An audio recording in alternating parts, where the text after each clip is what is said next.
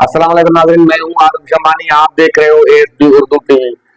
जैसे कि मैं आपको बताता चलूं कि बलूचिस्तान में लापता किए जाने वाले अफराद का सिलसिला जो है अभी तक रुक न सका, दिन ब दिन बढ़ता ही जा रहा है। दिन ब दिन आगे उनको इनका तादाद जो है डबल होता जा रहा है। इसी हवाले से बलूचिस्तान के बलोचों ने केच में तुर्बत के लापता अफराद के लवाकिन कैंप को 7 दिन मुकम्मल हो चुके हैं। उनका आज प्रेस कॉन्फ्रेंस होगा। जिला केच के मुख्तलिफ इलाकों में बल्दिया पेदारिक और आबसर तरबियत के मुतालिक रखने वाले लापता लवाकिन के एहतजाजी धरने को आज 7 दिन मुकम्मल हो चुके हैं, जो डीसी ऑफिस तुर्बत के सामने जारी है। लवाकिन ईद के रोज से भी अपने प्यारों के बाजियाबी के लिए धरना दिया, जो ताहाल जारी है, जिसमें लापता मुस्लिम आरिफ फतेह, मीरजान, मोहम्मद सुमेर बलोच, मीरान बलोच और जाजेब फजल के खानदान शामिल है। लवाकिन और जिला इंतजामिया के दरमियान इस सिलसिले में मुज़ाकरात भी हो चुके हैं, लेकिन मुज़ाकरात की अब तक सूदमंद साबित नहीं हुए हैं। लवाकिन के मुताबिक मुतालबा यही किया है कि अगर वो लापता मुजरिम है तो उनको कानून के हवाले किया जाए, ताकि कोर्टों में उनकी केस चले, ताकि उनको हम देख सकें अपने प्यारों को, और ताकि जो है कोर्टों के जरिए सजा जजा मिलनी चाहिए। मावरा अदालत या लापता करने से गुरेज किया जाए। ये एहतजाज बलोचों ने तुर्बत वालों ने ईद के दिन भी अपना जो है दिन जो है पार्कों में एहतजाजों में गुजारा है।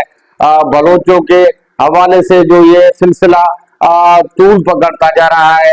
बलोच जो है अपने प्यारों के आजादी के लिए आए दिन धरने में बैठे हुए हैं। अक़वाम मुत्तहिदा और दीगर मुतल्लिका इदारों से वो अपील करते हैं कि बलोचों पे खुदारा रहम किया जाए, ताकि बलोच मिसिंग पर्सन को वापस किया जाए, क्योंकि बलोचों को भी जीने का हक दिया जाए। बलोच भी इस पाकिस्तान के वासी हैं, यहाँ के रहने वाले हैं, यहाँ पले पोसे हैं, यहाँ जमे हैं, यहाँ बड़े हो गए हैं। क्यों उनको अपने घरों, आबा अजदाद और अपने मिल्कत से बेदखल किया जा रहा है? आज एक बच्चा था, वो उसने 2 बार अगवा हो गया, लापता हो गया। लापता होने के बाद उसने आज खुदकशी कर ली, क्योंकि लापता हो वो उन अजियत से इसने सोचा कि ये अब्दी जिंदगी बेहतर है, और हुक्मरानों के अजियतों से और खुफिया इदारों के अजियतों से उन्होंने मरना पसंद किया। लेकिन दोबारा दोबार 2 मरतबा लापता हो चुका था, उसमें तीसरी मरतबा लापता होने की सलाहियत और हौसला नहीं था, क्योंकि उन्होंने खुदकशी के ऐसे कई खानदान हैं, ऐसे कई घर हैं जो उजड़ते जा रहे हैं बलूचिस्तान में। कई खानदानों के जो लोगों को मावरा अदालत कत्ल किया जा रहा है, उनको आए रोज लापता किया जा रहा है, उनको आए रोज जो है मिसिंग पर्सन किया जा रहा है। इसी हवाले से कई तंजीमें काम भी कर रही है, हुकूमत भी धरे दावे कर रहे हैं, दिलासे दे रहे हैं कि मैं इन लापता अफराद के लिए, जो हुकूमत आता है वो यही वादा करता है कि हमें वोट दो, और वोट के बाद जो है हम इन लापता अफराद के बाजियाबी के लिए काम करेंगे, इन लापता अफराद को वापस आपको देंगे और इनको वापस करवाएंगे। लेकिन इनके बस में इनकी बस की कुछ भी बात ही नहीं है। ये जो है हमारे मुकद्दर के जो है खुफिया इदारे जो इसमें तुले हुए हैं कि बलोचों को बलूचिस्तान से निकालना है। ये इसी मिशन पे लगे हुए हैं, जो बलोचों पे दर आए रोज बलोचों के ऊपर जुल्म ढाया जाता है। बलोच जो है आज माहिरिन बलोच ने एक वीडियो पैगाम जारी किया। माहिरिन बलोच ने ये बताया कि जब हालिया बारिशों में तुर्बत में गवादर में जो बरसातें पड़ी थी, वहाँ गवादर वालों के घर जो है डूब गए थे।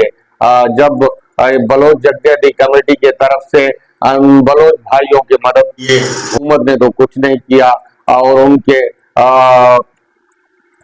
मेडिकल फैसिलिटी के लिए हमने कैंपें लगाई। जिसके पास राशन नहीं था उनके लिए हमने कैंपें लगाई, उनको राशन देना शुरू किया। जो हमारे फौजी अफसरान आए, उन कैंपों को उखाड़ दिया, उन जो है मेडिकल कैंपों को उखाड़ दिया। जहां खाने पीने के एशिया थे वहां उनको उखाड़ दिया।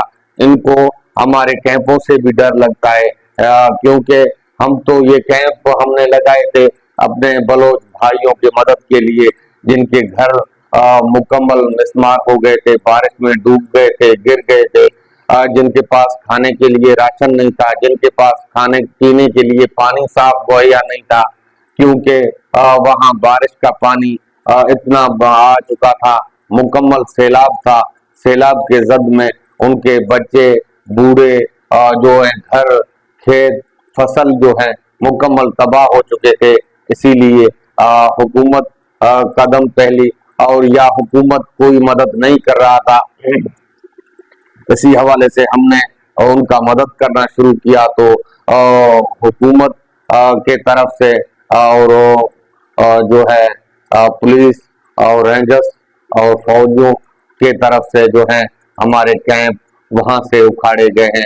हमारे कैंपों से जो है उन सामान को तलब किया। मेडिकल कैंपों में जो मेडिकल दवाएं थी वो उनको तलब किया गया।